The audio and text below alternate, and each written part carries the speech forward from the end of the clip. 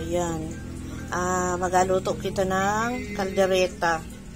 Ayan mga ingredients. Meron dito 3/4 kilo na baboy. Patatas and carrots. Ito, bell pepper, cubes na pork. Ayan, bawang na dinurog. Mayroon dyang sili na maanghang. Ayan. Paminta. Sibuyas, peanut butter, rino, tomato sauce, caldereta sauce, and syempre yung Sprite na ating palambot ng ating karne. Yan, umpisahan natin ang ating caldereta menu. So ayan, butter yung ating pinakang mantika, unless na mantika, butter ang aking pagigisahan. Parang madilim masyado yung ating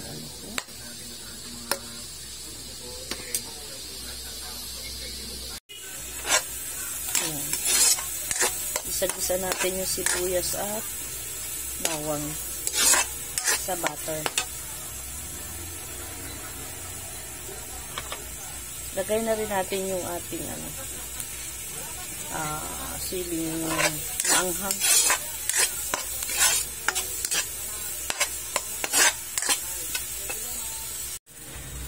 So, ilagay na natin yung ating baboy.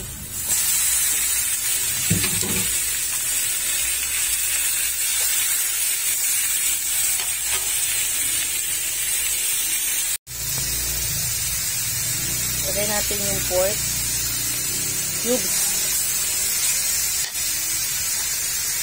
Yan na rin natin siya ng paminta.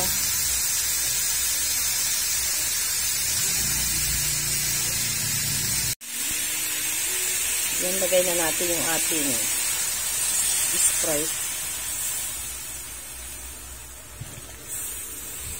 Ayan, natin kumulo dyan at lumambot yung karne. Hindi na muna ako naglagay sa kanya ng bitchin dahil may pork cubes siya. Bahala na mamaya kung ano man ang kulang, pwede naman natin dagdagan. Yan. Pwede na natin siyang lagyan ng rino. Lagyan na natin yung rino. Lagyan na natin yung ating caldereta sauce. Caldereta powder pala.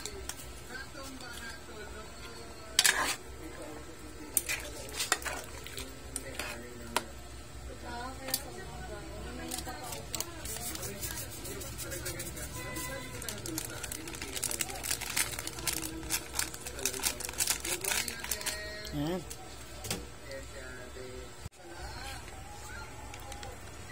Kunti lang na tomato sauce. Lagay natin.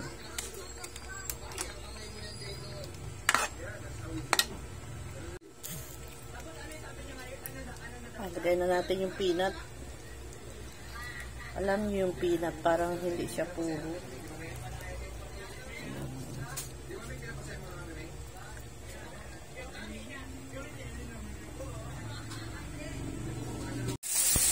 Yan, iprito muna natin pala yung patatas at carrots para masarap.